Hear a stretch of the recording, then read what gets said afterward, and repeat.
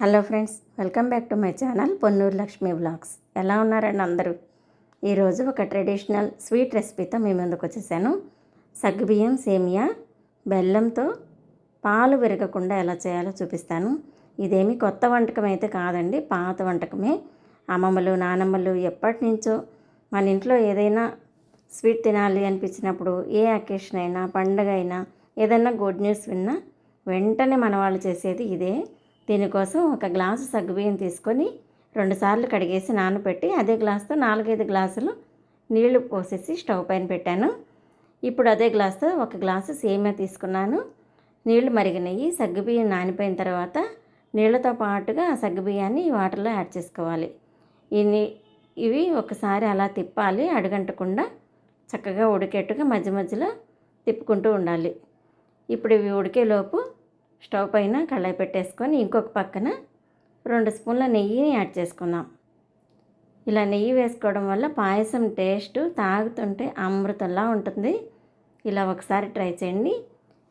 2 స్పూన్ల నెయ్యి వేసేసి ఫస్ట్ అయితే జీడిపప్పులు వేయించుతున్నాను.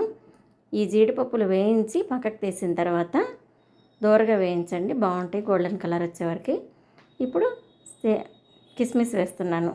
ఈ కిస్మిస్ జీడిపప్పు 2 ఒకేసారి వేయించితే కిస్మిస్ మాడిపోతాయి. అందుకనేసి నేను ఇలా సపరేట్గా వేయించాను.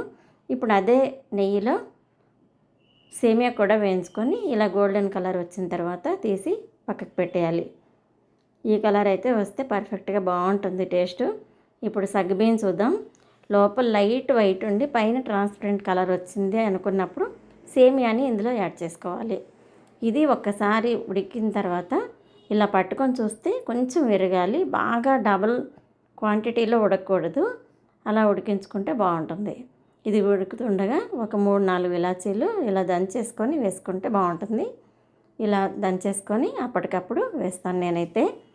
ముందుగా పొడి చేసుకుంటే ఈ ఫ్లేవర్కి ఆ ఫ్లేవర్కి కొంచెం డిఫరెంట్ ఉంటుంది. అందుకని కొన్ని స్వీట్లలో ఇలా వేసుకుంటే బాగుంటుంది. కొన్ని వాటిల్లో మనం ఇంట్లో రెడీ చేసి పెట్టుకున్న ఇలాచీ పౌడర్ వేసుకున్నా కూడా బాగుంటుంది. ఇవి ఉడికేలోపు ఒక గ్లాసు సేమ్ క్వాంటిటీ గ్లాస్తోనే గ్లాసు 3/4 గ్లాసున్నర మన తీపిని బట్టి బెల్లాన్ని కొంచెం వాటర్ వేసేసుకొని సిమ్లో పెట్టుకొని కరిగించాలి. ఇవి కరిగించేసి కొంచెం వడగట్టుకొని పాయసంలోకి యాడ్ చేసుకోవాలి.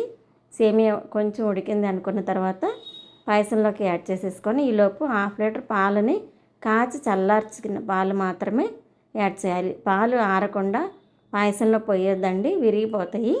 ఇలా బాగా పూర్తిగా చల్లగా అయిపోయిన తర్వాతనే ఈ పాయసంలో యాడ్ చేసుకోవాలి.